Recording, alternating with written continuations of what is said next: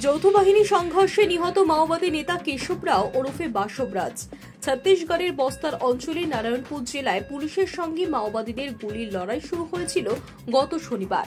সর্বশেষ তথ্য অনুযায়ী নকশালদের নিরাপদ শক্ত ঘাঁটি আবু জমাদের জঙ্গলে 27 থেকে 30 জন নকশালকে এখনো পর্যন্ত হত্যা করেছে নিরাপত্তা বাহিনী।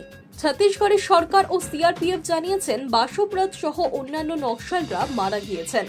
মাওবাদী নেতা কেশব রাও ওরফে বাসবরাজের পুলিশের খাতায় তার মাথার দাম ছিল 1 কোটি টাকা। কেন্দ্রীয় স্বরাষ্ট্রমন্ত্রী অমিত শাহ ঘোষণা করেছিলেন 2026 সালের মধ্যেই দেশকে মাওবাদী মুক্ত করা হবে। তারপর থেকে দেশের বিভিন্ন জায়গায় মাওবাদী দমন অভিযান শুরু হয়। সেই অভিযানের অংশ হিসেবেই বুধবার সকালে ছত্তিশগড়ের নারায়ণপুরের অবুজমারে নিরাপত্তা বাহিনীর সঙ্গে গুলির লড়াই শুরু হয়।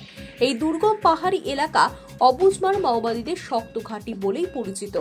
গোপন সূত্রে পুলিশের কাছে খবর ছিল অবুজমারে লুকিয়ে রয়েছেন এক মাওবাদী কমান্ডার। প্রথমে তার পরিচয় প্রকাশ করা হয়নি, তবে পরে জানা যায় ওই কমান্ডারই হলেন বাসবরাজ। অভিযান ও তল্লাশি এখনো চলছে। পুলিশ সূত্রে খবর, নকশালদের বিরুদ্ধে বড়সড় অভিযান চালাচ্ছে ডিআরজি জওয়ানরা। ছত্তিশগড় থেকে নকশালবাদ নির্মূল করার সময়সীমা 2026 সালের মার্চ মাসের মধ্যে বেঁধে দেওয়া হয়েছে। স্বরাষ্ট্রমন্ত্রী বিজয় শর্মা জানিয়েছেন, এনকাউন্টারে একজন সেনা জওয়ান আহত হয়েছেন এবং এক পুলিশ সহকর্মীও নিহত হয়েছেন। High News network.